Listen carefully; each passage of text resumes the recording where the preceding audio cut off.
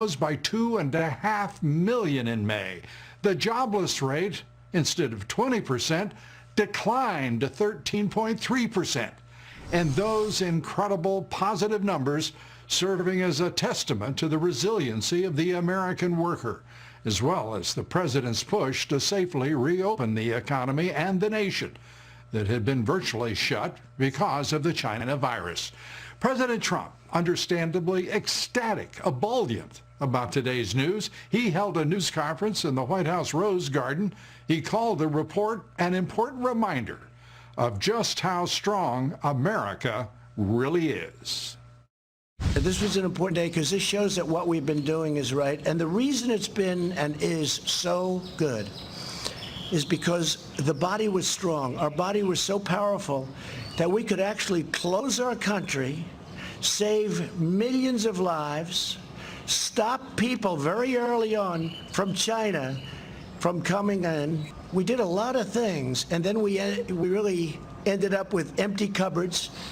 We went into a ventilator period that the likes of which nobody's seen since the Second World War. We mobilized. Nobody's ever seen anything like it. But this is outstanding what's happened today. Now, they thought the number would be a loss of 9 million jobs, and it was a gain of almost 3 million jobs. Employment gains across all key industries, almost all, including 1.2 million jobs in the leisure and hospitality industry, hard hit, an industry that had lost 7.5 million jobs because of the China virus. Significant increases also seen in construction, in education and health services, retail and manufacturing. President Trump hailing the rebound of those industries as part of the greatest economic comeback in American history. The job surge that we're seeing right now is widespread. Leisure and hospitality added 1.2 million jobs. Construction jobs are up, listen to this, 464,000. Education and health services rose 424,000. Retail trade is up 368,000. And here's the one I like the best. Remember, previous administration, that you need a magic wand for manufacturing. Manufacturing, which we had up to 600,000 jobs prior to the plague, manufacturing rose to 225,000 jobs, up by.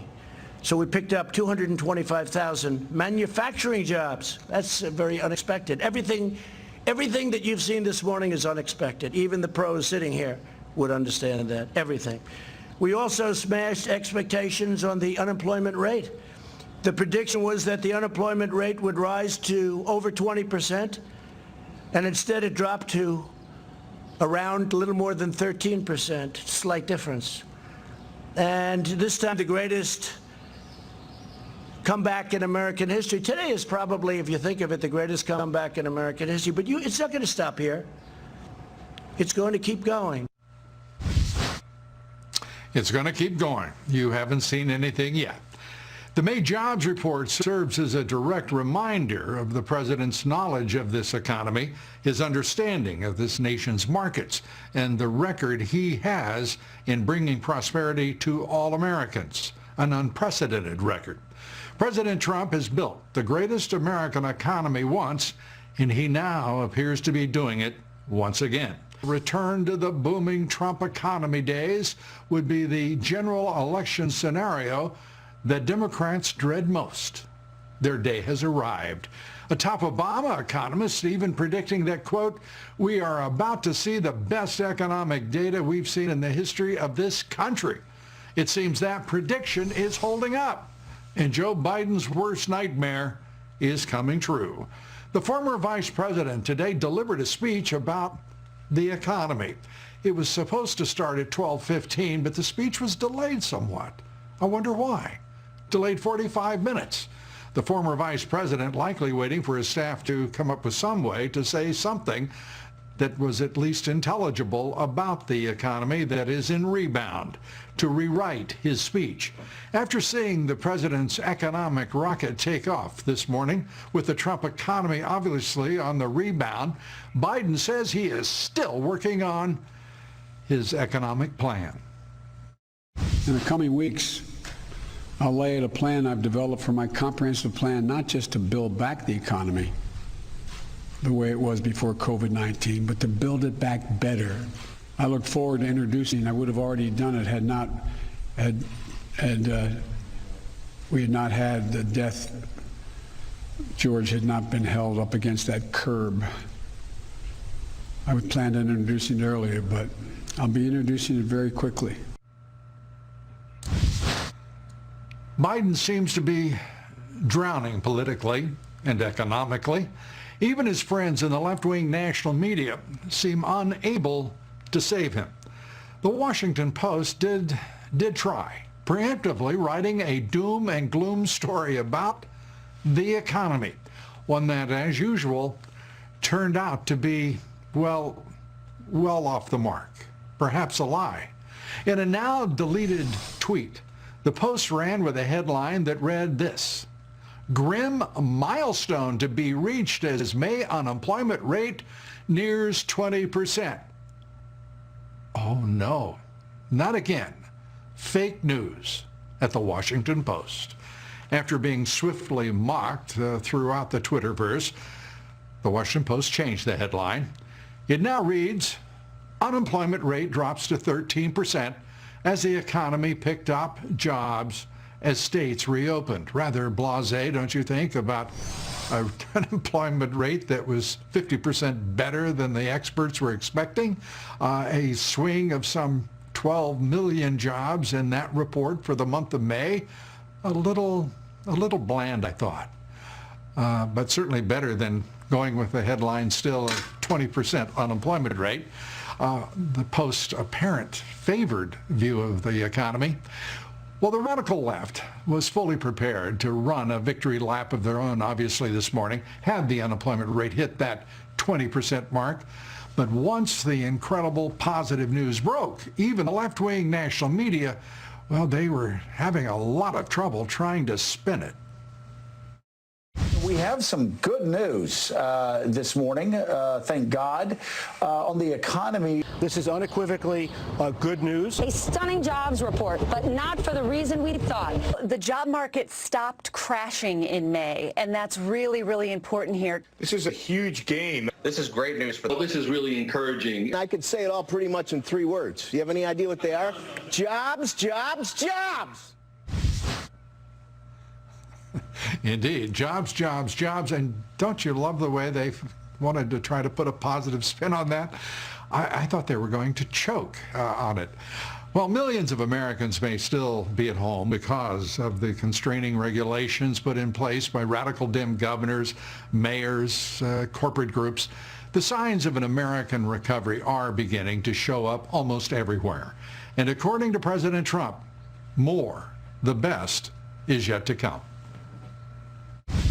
I think we're going to have a very good upcoming few months. Next year is going to be one of the best years we've ever had economically. Now we're opening, and we're opening with a bang. And we've been talking about the V. This is better than a V. This is a rocket ship. One of the reasons we're in this position is because we had such a strong foundation. So we were able to close our country, save millions of lives, open, and now the trajectory is great. Don't forget, New York is barely included, and that's one of our big ones. California is barely included because they're not open, and they should open, by the way. And it's going to get better fast because a lot of the numbers that you see, they're early numbers. They're not even from this last month. And by the way, speaking of that, you had the greatest 50-day rally in the history of our exchanges. The greatest 50-day rally. And we have a lot of protesters. And we have something else, right? We have something else. We have a pandemic. We've made tremendous progress, really on both. If you look at where we've come on both, we've made tremendous progress on both. A great thing indeed. A great day on Wall Street, a great day for investors. We'll take a look at all the great things on Wall Street. The Dow today rallying above 27,000 for the first time since March 4th, finishing up 829 points on the day. The rally carried the S&P 500 up 82 points, the Nasdaq up 198 points, and volume on the big board almost 9 billion shares. For the week, the Dow up nearly 7%, the S&P up about 5%, the Nasdaq gained more than 3%. Crude oil rising more than 4%. Crude oil above $39 a barrel. A reminder to listen to my reports 3 times a day, coast to coast on the Salem Radio Network. Quote, if she doesn't treat these men and women well, then we'll bring in a different group of men and women. Well, joining me now is Jim Hansen, former U.S. Army Special Forces, president of the Security Studies Group, a national security and foreign policy think tank.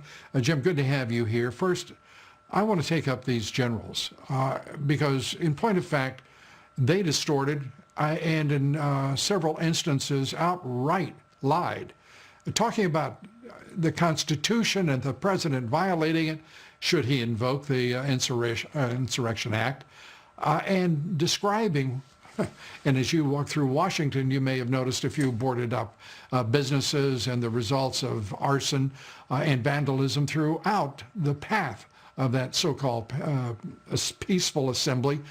What in hell is going on with these generals? You know, Lou, you hit it right on the head with the idea that the assembly that is happening is far from peaceful. It is closer to insurrection than it is to a peaceful protest. And that's what all of these generals did that is so egregious, is claiming that President Trump was aiming any consideration of military force at peaceful protests. He was aiming it at the possibility that they were unable, the police and other agencies were unable to control these riots, and they might need the assistance that the U.S. military could provide. That's what the Insurrection Act is for. It is 100% constitutional to use it that way, and President Trump never once considered it as a way to go ahead and shut down the right to peaceable assembly for the people who are using it properly. And he's made it clear, as you know, clear time and time again, that he is for peaceful protest. It is an American right. But what, as you look at the video of the damage that has been done, the list of police officers, more than 300 police officers injured, there is nothing peaceful about the Antifa group and the other groups are referred to by the Attorney General. This is obviously an orchestrated reaction to the death of George Floyd in Minneapolis at the hands of one police officer in Minneapolis and 3 others who are now charged with aiding and abetting in the charged murder of George Floyd by a police officer. It is that straightforward. And suddenly we have this mushrooming nonsense about peaceful assembly from generals who are aligning themselves with whom? With Antifa? I mean, what in the hell? Can you, would you have ever imagined you would see a chairman of the Joint Chiefs of Staff say what Milley said to the branch leaders of the United States military? Not in a million years, and it's insubordination of one form or another. Whether it should be punished or not is up to President Trump. He has every right to expect those officers to do their constitutional duty. I think what struck me as the craziest of the whole situation is Senator Tom Cotton, a military veteran, wrote an op-ed for the New York Times talking about the proper use of the Insurrection Act if it became necessary. And now the New York Times is trying to whitewash that op-ed as if it never happened. They had essentially a revolution in their newsroom because the people who worked there decided that it was improper to even discuss that constitutional possibility. So, I mean, the New York Times used to be the organ of limousine liberals. Apparently now it is the paper of Mercedes Marxists, and they are going ahead and acting more like Pravda than any U.S. news ever should have. It's disgraceful, Lou. Yeah, when you talk about the division in the New York Times newsroom, it's stunning because their reporting is decidedly, uniform and monolithic, despite the rupture in the newsroom. Jim Hansen, as always, good to have you with us. Thank you very much. Look, Elon Musk has had it with Amazon for silencing those critical of the China virus economic shutdowns led by the radical dim mayors in many parts of the country. Musk tweeting, "Time to break up Amazon. Monopolies are wrong." This after Amazon blocked author Alex Berenson's new book, blocked because it didn't meet its guidelines. The book is called Unreported Truths About COVID-19 and Lockdowns, and it undercuts some of the perceived popular consensus on the Wuhan, China virus. Up next, the New York Times apologizing after its staff loses its mind because its editors published an op-ed by Senator Tom Cotton, as Jim Hansen just mentioned. Investigative journalist John Solomon, head of JustTheNews.com, with us next. Stay with us.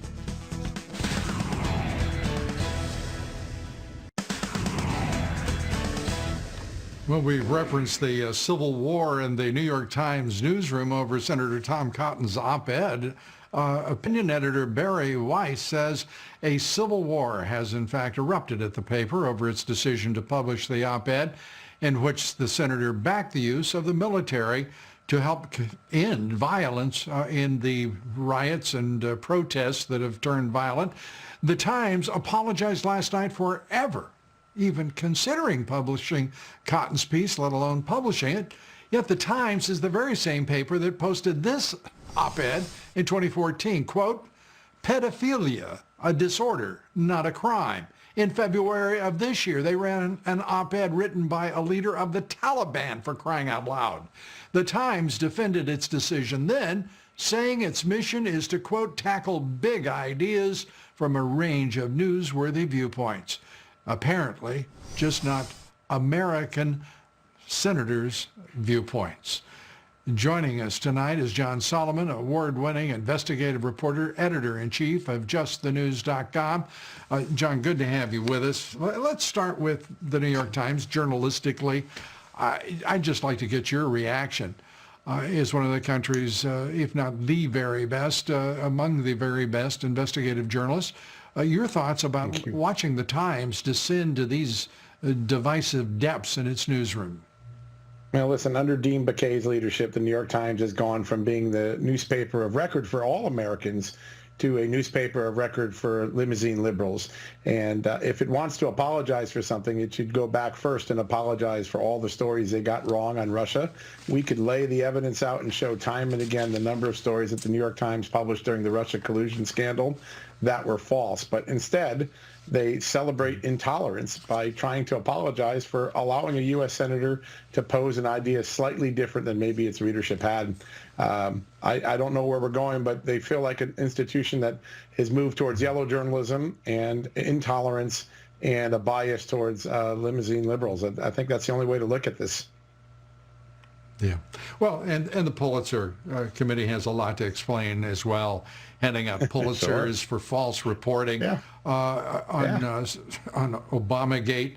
It's outrageous what they have done and what they continue to do. Rod Rosenstein finally going before the Senate Judiciary Committee this week.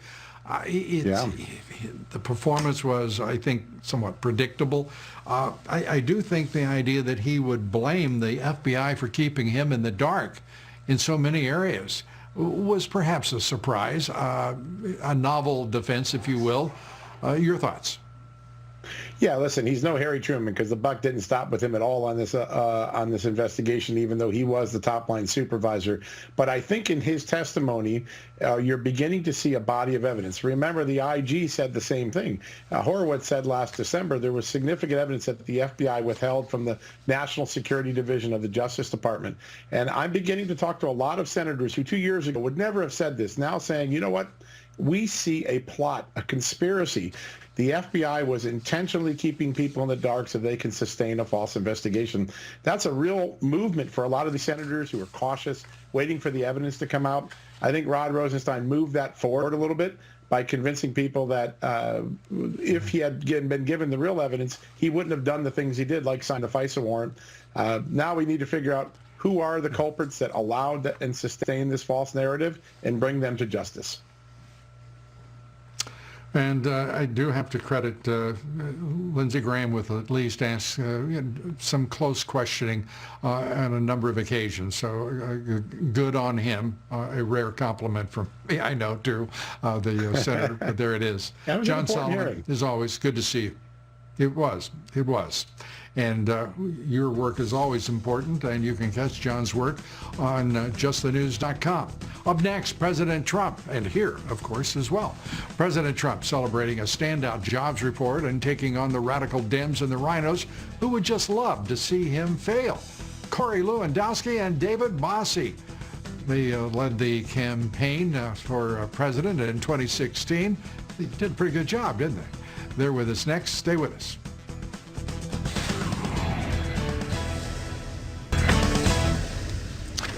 Joining us tonight, Pastor Robert Jeffress, member of the White House Faith Initiative, pastor of the First Baptist Church of Dallas, Fox Business contributor, author of the new book, Praying for America, which we recommend to you highly, and I would like to thank you, Pastor.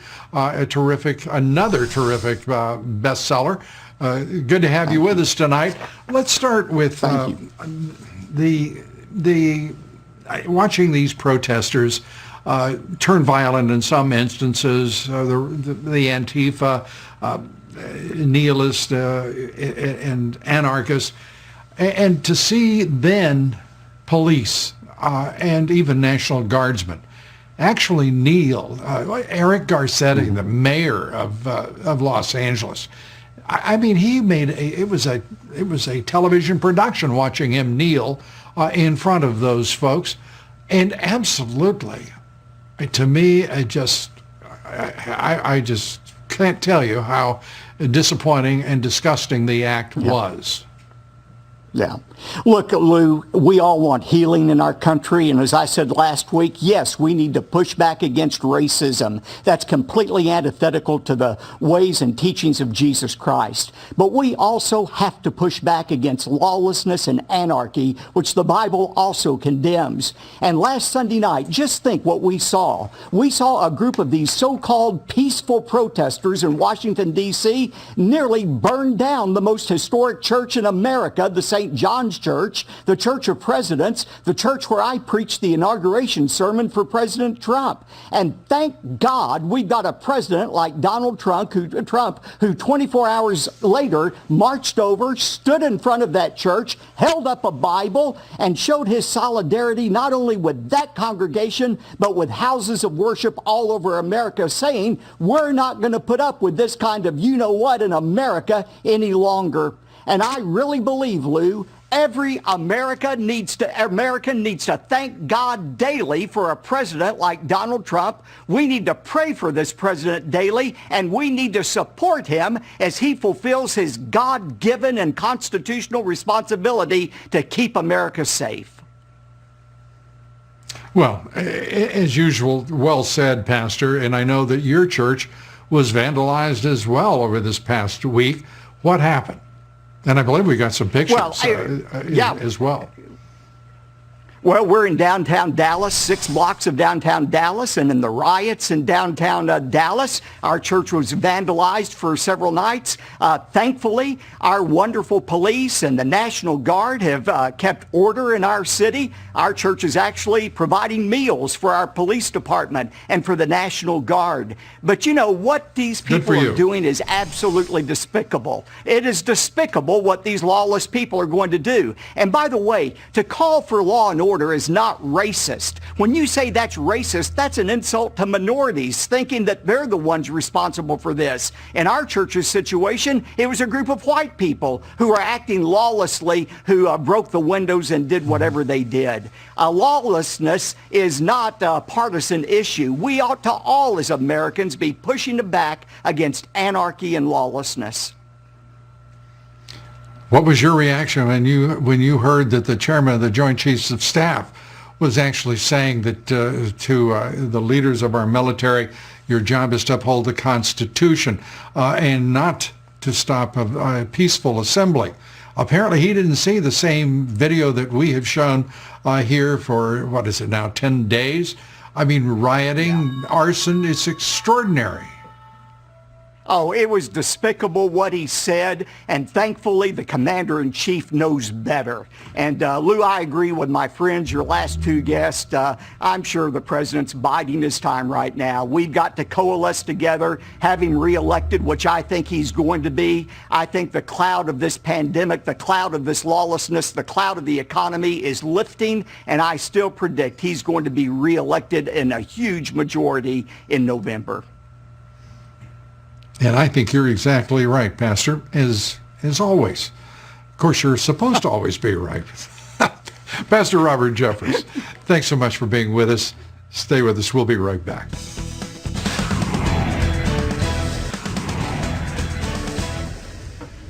President Trump in Maine just moments ago hailing those 2.5 million jobs created last month. This is a historic time.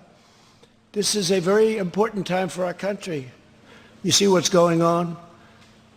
But a lot of good things are going on. A lot of things are going on. Very big thing happened, though, today when we saw numbers the likes of which we've never seen in the history of our country. Good timing, because people look at that and they say, hey, this country's great. We've done things that nobody else has ever done. This country is great. Again. That's it for us tonight. Judicial Watch's Tom Fenton, Congressman Matt Gaetz, Alveda King. Among our guests here Monday, please join us. Have a great weekend. Please follow me on Twitter at Lou Dobbs. Like me on Facebook and Instagram.